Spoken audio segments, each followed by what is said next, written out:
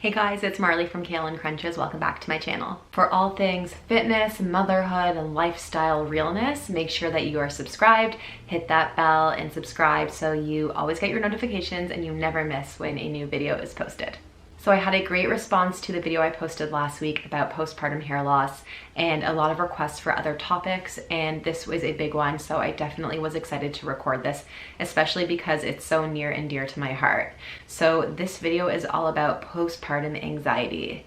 And guys, I made this video for the Marley from 5 months ago in mind, for the girl who came home from the hospital with her new baby and was just hit so hard and what felt like so out of the blue with such intense anxiety. And I definitely over the last 5 months have coped with it, and I do want to share how I was able to do that and give you guys 5 strategies to cope with postpartum anxiety.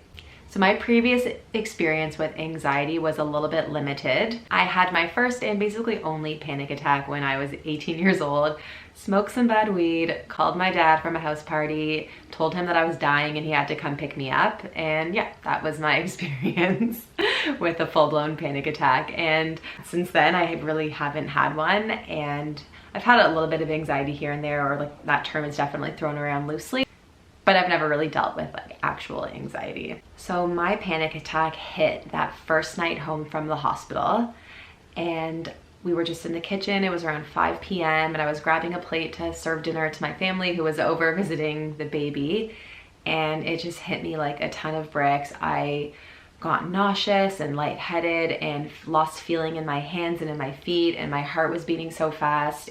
And luckily for this panic attack that was, almost 15 years ago, I knew what it was. I knew that I was having a panic attack, but I didn't understand why. Why was I coming home from the hospital with a perfectly healthy baby, with an incredible support system, with an amazing husband, and with a night nurse who was going to be staying and helping take care of the baby? Why was I, this really fortunate person, experiencing anxiety when I shouldn't have been? And that was my biggest thought and my biggest concern.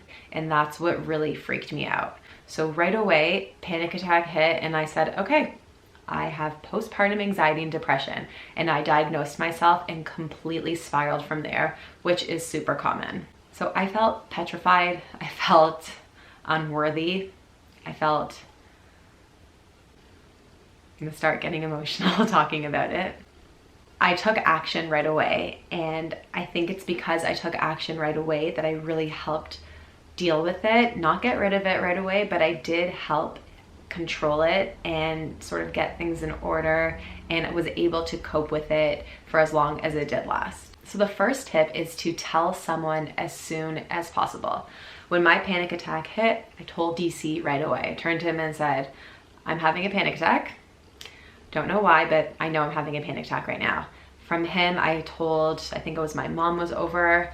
I called my family doctor, and from there, I just spoke to people. So I was talking to my friends about it. I spoke to a telehealth public nurse. I got a referral from the hospital to go see a psychiatrist, or I guess a psychologist. You don't want to hold it in. It will just make it worse. The second thing that I started to do right away was identify triggers, things that brought on the anxiety. Because for a lot of you going through it, you might notice that you start to feel really panicky, but then you go to bed, you wake up the next day and you feel okay, and you think, oh, I'm in the clear, I don't have postpartum anxiety anymore. And then slowly the day goes on, night creeps in, and it just starts to come back, which by the way is super normal. Just the thoughts of the nights are really daunting, of being up all night with your baby is really scary. So for me, 5 p.m. like clockwork, panic attacks started to ensue, things started to come on. I'd feel it every single day at 5. Other things that brought it on were visitors. I didn't know this at the time, and oh my God, we had so many visitors at the beginning.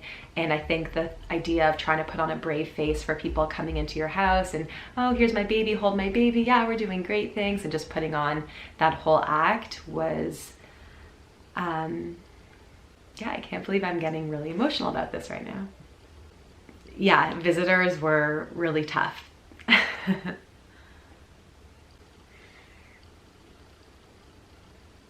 Once I realized that, and it did take a few weeks, the rule was no more visitors, or just really cutting them down to maybe 1 or 2 a week, whatever works for you. It really can be anything, and no trigger is right or wrong, and that's really important to know. It doesn't matter if your trigger is really weird. It could be like stepping into the shower, putting on a sweatshirt. It could be anything that just triggers it. It doesn't matter what that thing is.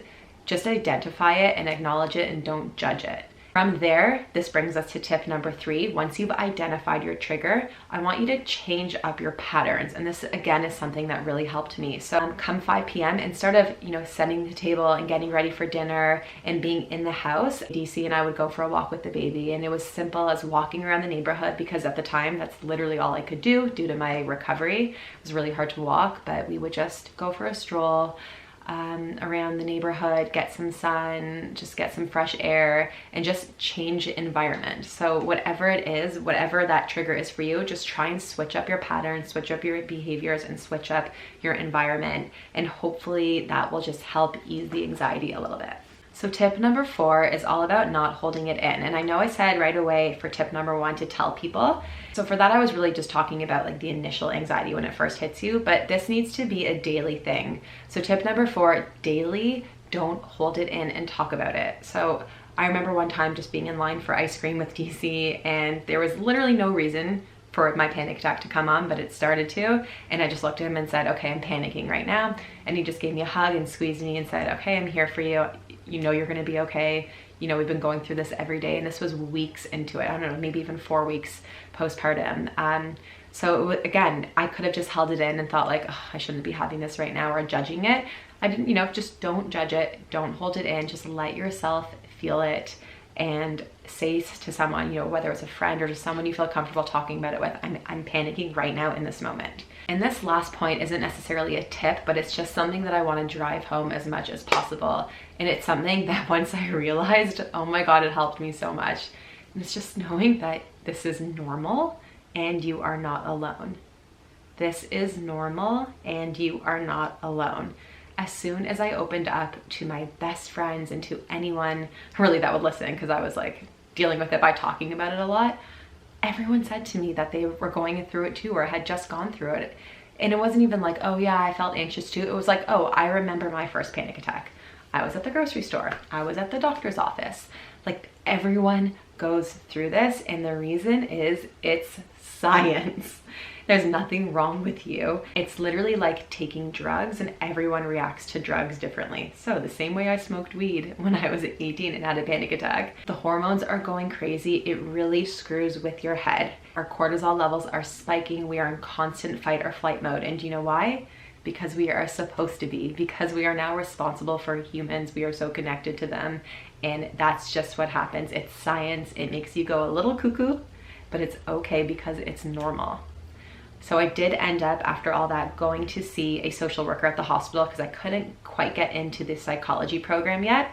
And what she said to me was, they won't even really diagnose you clinically with any type of postpartum anxiety or depression until the time has passed, because what we're going through is so normal and you're just supposed to be going through that. So I also just want to say that I've written a blog post all about my postpartum recovery. I've left the link in the description below. And also, if you want to subscribe to my newsletter, you can make sure that you never miss a post, because there's always this information like that. And of course, stay in touch on Instagram, because I'm just constantly chatting and sharing personal stories with moms all day long on that channel. And it's really, truly been amazing to connect with so many new moms on this journey. So please, if you like this video, I please just ask you to give it a thumbs up and to share it with anyone that you think could really use it. You don't know how much you could be helping someone by just letting them know that other people are going through it and they're normal, because that is the ultimate thing that got me through my postpartum anxiety. So thank you for watching. Again, hope it was helpful, and I will see you guys in the next video.